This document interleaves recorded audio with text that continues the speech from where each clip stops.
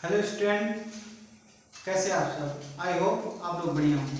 तो आज के सेशन में हम पढ़ने वाले हैं पुरुष नसबंदी एवं मादा नसबंदी। देखिए, नसबंदी क्या होता है।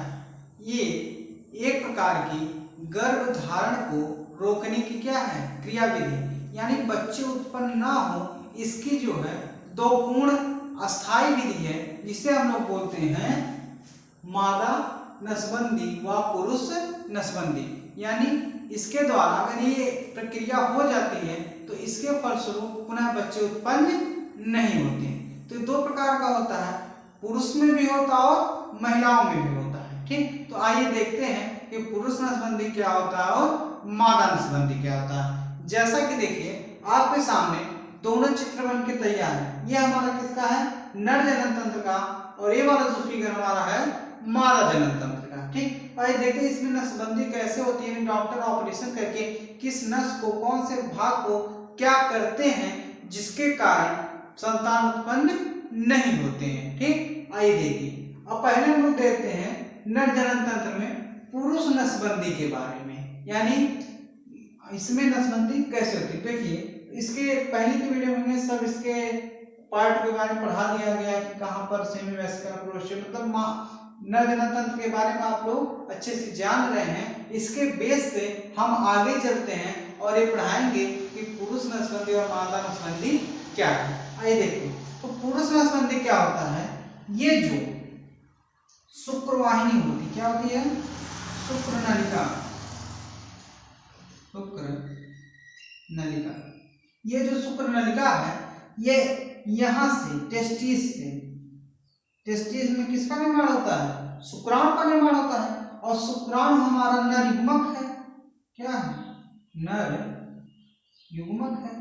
अब बताइए, जब नर युग्मक को ले जाती है शुक्रवाहिनी यानी शुक्र नलिका ले जाती है, और पुरुष नसबंदी में क्या होता है, इस नली को हम लोग काट के, यानी बीचों में से काट के क्या कर देते हैं, काट कर बांध दिया जाता है।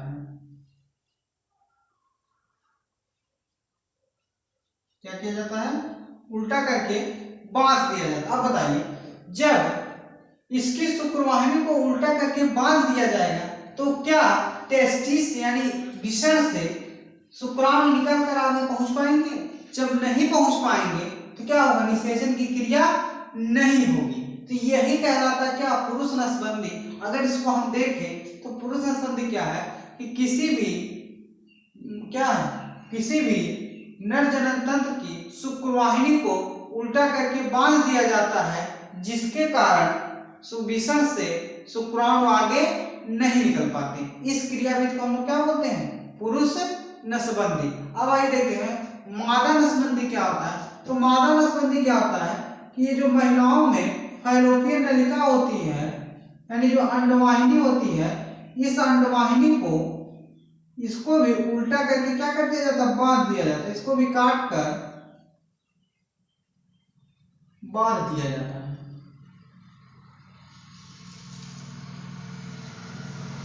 काट कर क्या किया जाता है, उल्टा करके बांध दिया जाता है। अब देखिए, जैसा कि आप जान ही रहे हैं कि यहाँ पर अंडाशय है।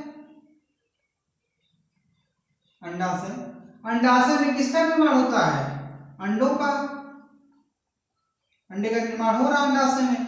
जब अंडाशय में अंडे का निर्माण हो रहा है तो अंडे ही हमारे क्या हैं, फीमेल गैमेट हैं, यानी मादा युग्मक है।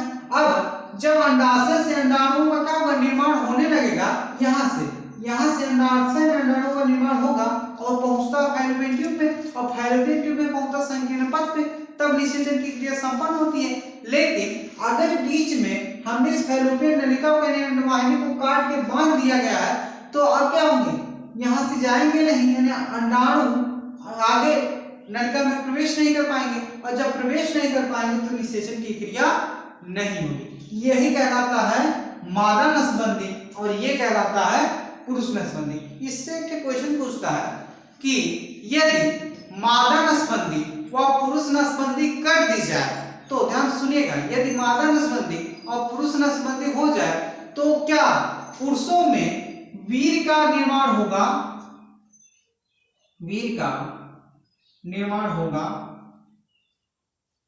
ठीक। दूसरी, ये तो हो गया पुरुषों में। महिलाओं में क्या होता है, यदि मादा नसबंदी कर दी जाए तो क्या महिलाओं में मासिक चक्र का प्रारंभ होगा? कहने का मतलब है क्या मासिक चक्र फिर भी आएगा?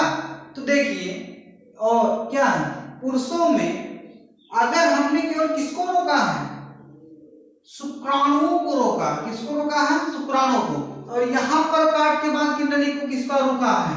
अंडाणुओं को। तो हमने केवल रोकने का कहा शुक्राणु और अंडाणु को किया है, ना कि वीर को। वीर का निर्माण तो ग्रंथियों में होता है, प्रोस्टेट ग्रंथ और बल्बोइरेथ्रल ग्रंथियों में होता है। तो यहां पर देखिए, और मेनस्ट्रुअल साइकिल यानी एमसी को बोला जाता है मासिक चक्र या रजोधर्म। ये 11 से 13 वर्ष की आयु की लड़कियों में प्रारंभ हो जाता है। एमसी यानी मासिक चक्र, ये एक प्रकार की साइकिल होती है जो प्रति मंथ क्या करता है, उनको दोहराता है। अगर इसकी हम थोड़ी बात करें मासिक चक्र की, तो ये गर्भाशय की जो हेयर लाइक स्ट्रक्चर आपको दिखाई दे रही है अंतर गर्भाशय की, ठीक, यही परत जब टूटती है तो यहाँ से ब्लड के साथ साथ अंडे बाहर निकलते हैं। इसी क्रिया को हम क्या बोलते हैं? मासिक चक्र बोलते हैं। और जिन महिलाओं में, जिन लड़कियों में मासिक चक्र आना प्रारंभ हो जाता है वो प्रेग्नेंट हो सकती हैं, यानी उनमें बच्चे उत्पन्न करने की क्षमता हो जाती है, वो मैच्योर हो जाती है। तो ये क्या होता है? मासिक चक्र। तो क्या इनमें मासिक चक्र होगा? क्या इनमें वीर्य का फॉर्मेशन होगा, यानी वीर्य का सिक्रेशन यानी मैथुनाइजेशन द्वारा